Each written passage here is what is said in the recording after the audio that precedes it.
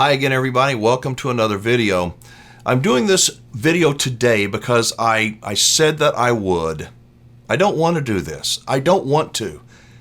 But I keep my word. And I'm going to tell you a story of what happened to me.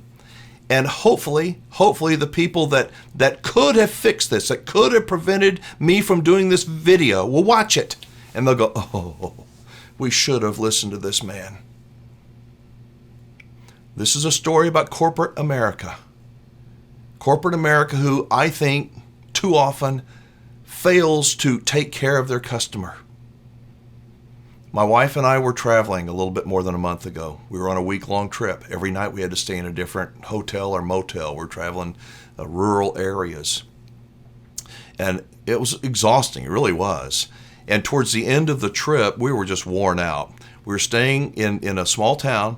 My daughter, who makes our hotel reservations, she said, do you care where you stay? And I said, just find me something with decent reviews, and you got the credit card number. So she went on Priceline, and she booked it. I got the deal. I said, where are we staying? At a Red Roof Inn. Well, I've never stayed at a Red Roof Inn. A 3-star rating?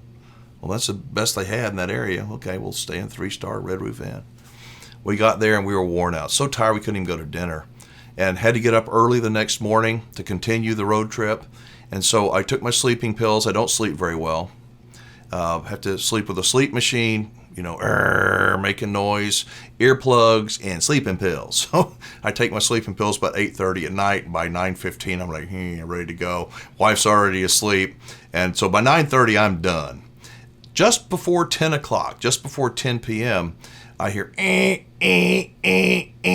so somebody's got to have their burglar alarm going off outside. Well, I'll wait a second, It kept on going. It was loud. And I'm just woozy from the sleeping pills, and I get up and I take the earplugs out. It's a smoke detector right above my head. And it is going loud. I'm like, oh my God, what's going on? And I went over to the window and I looked out and looked downstairs, and there's people running. Oh, there's smoke coming out. There's people running across the parking lot. I'm going, oh my God. And I opened the door, and they're going, fire, fire.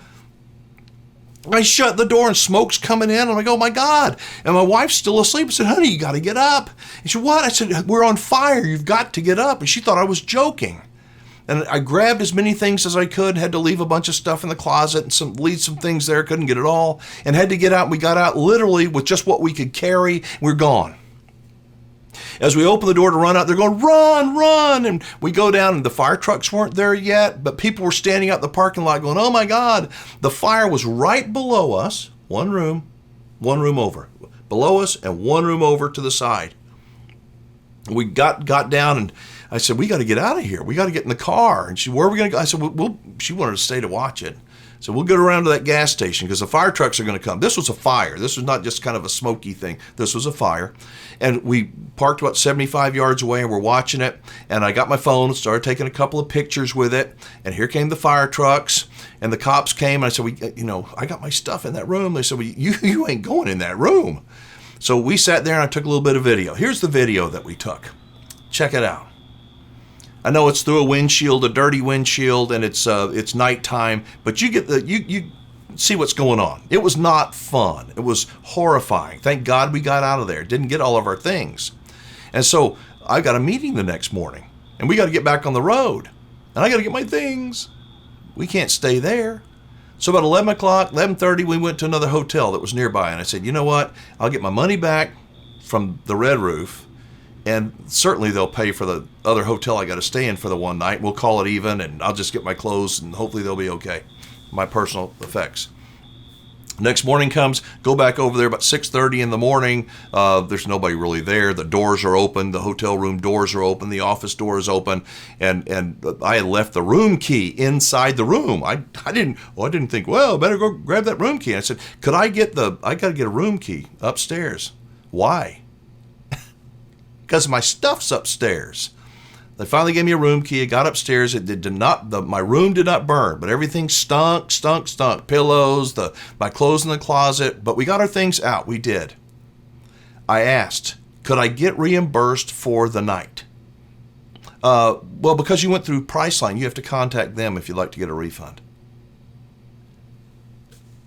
I All I want to do is get reimbursed. I'm not going to go contact some robot at Priceline and file a complaint, jump through all that. The fire was not my cause. I didn't do it.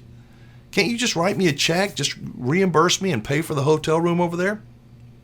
We don't do that. I'm like, okay, if that's the way we're going to do, well, that's okay. So I did what I do, and I went online and I started writing emails. And I am really careful about what I write. I try to be careful about what I say. And I said, if you don't reimburse me, if you don't give me my money back for the hotel that was burning for that night, and if you don't reimburse me for that other hotel that I had to stay in for the one night because of your fire, I'm going to put this on YouTube. They didn't care. I wasn't trying to threaten. I'm trying to say this is not the way to treat customers. They didn't care. So, okay, you don't care? You know what? I'm going to write another email. So we had several emails back and forth. And they said, sir, we will give you a free night stay coupon to make up for all this inconvenience. You can stay at any Red Roof Inn that we've got. And I said, I don't need the coupon. Thank you very much. All I want to do is be reimbursed for the night that I already paid you. Well, you're going to have to go through Priceline. So once again, I said, I will put this on YouTube. I have 2 or 3 fans that will probably go, oh no, that was a bad deal. They didn't care. So here's what I did. Before I did this video, I went and I took the video and I uploaded it. And I uploaded it to an unlisted link. So I would be able to see how many people clicked on that video to watch it. And I sent a very nice email back to Red Roof Inn. Very nice. And I said, here are some pictures and here's the video that I shot watching the fire as it was going. And do you know of all the people, I think there's 4 or 5 different people from Red Roof Inn, the general manager, the owner, the guest services from the regional, all these different people. And I copied every one of them. And I said, please watch the video and please reconsider. Please. You know how many people watched that? 0.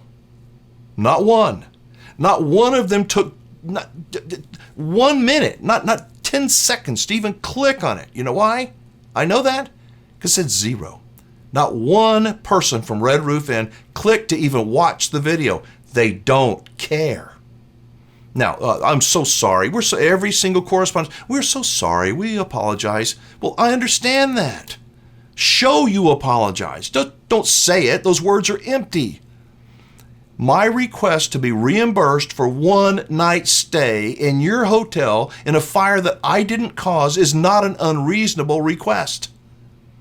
When I told you that I'm going to do a video, I am.